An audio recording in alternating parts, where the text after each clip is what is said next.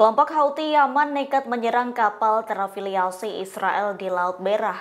Serangan tersebut dilakukan meski Hamas dan Israel telah mencapai gencatan senjata di Gaza. Mengetahui kondisi tersebut, Houthi mengklaim turut membatasi serangan di Laut Merah.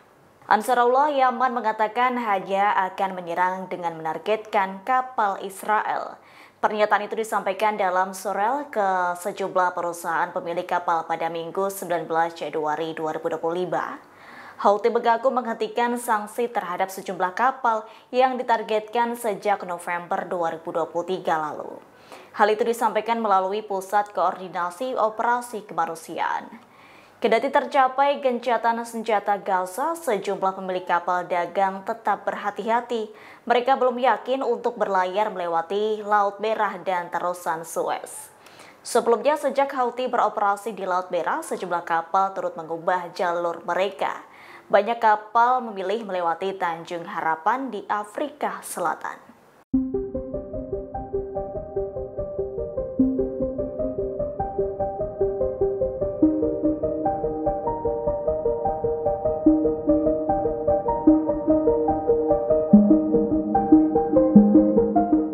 Menteri Keuangan Israel Bezalel Smotrich mengancam bakal menggulingkan pemerintahannya.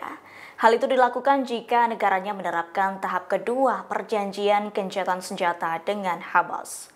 Bezalel Smotrich menekankan akan melanjutkan perang Gaza. Perang di Gaza akan dilanjutkan dengan tujuan untuk melenyapkan pejuang Hamas.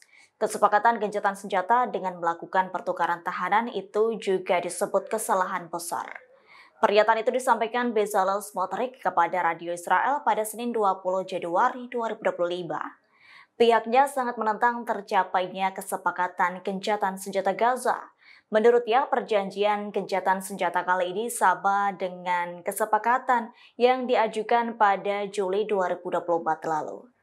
Sebelumnya, Jumat 17 Januari 2025, Smotrich juga menentang kesepakatan gencatan senjata tersebut. Ia menegaskan bakal mengambil alih jalur Gaza secara bertahap. Hal itu dilakukan untuk menentukan keamanan, masa depan, dan keberadaan negara Israel.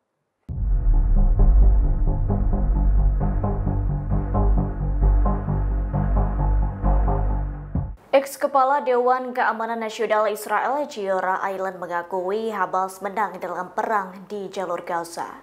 Sementara itu, Giora Eiland menyebut pasukan Israel mengalami kegagalan yang fatal di Gaza. Menurut Giora Eiland, Israel gagal mencapai tujuannya dan mempertahankan kekuasaan mereka di jalur Gaza. Sepanjang melakukan perang di Gaza, Israel mengalami kerugian ekonomi dalam sejarah pendudukannya, yakni total kerugian tersebut mencapai 67 miliar US dollar. Diketahui angka tersebut meliputi kerugian militer langsung senilai 34 miliar US dollar. Kemudian kerugian anggaran umum senilai 40 miliar US dollar. Sementara itu sektor konstruksi juga mengalami kerugian senilai 4 miliar US dollar. Sehingga dengan tercapainya gencatan senjata ini, Hamas turut berhasil mempertahankan kekuasaan di Gaza. Ia menyebut Hamas berhasil menunjukkan ketahanannya, kendati menghadapi tekanan militer dan blokade yang cukup lama.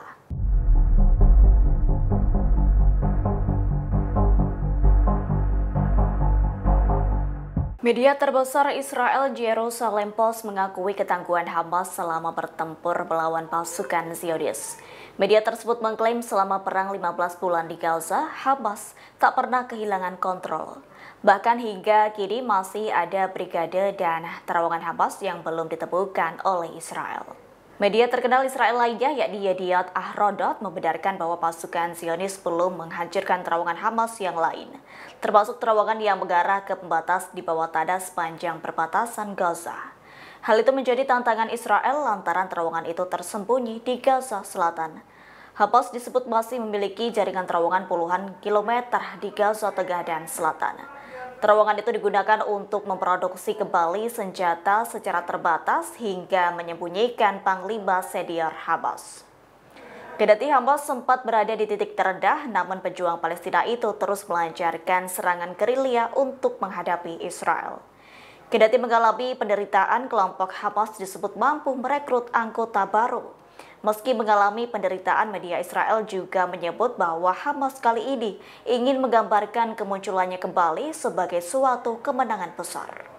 Download Tribun X sekarang, menghadirkan lokal menjadi Indonesia.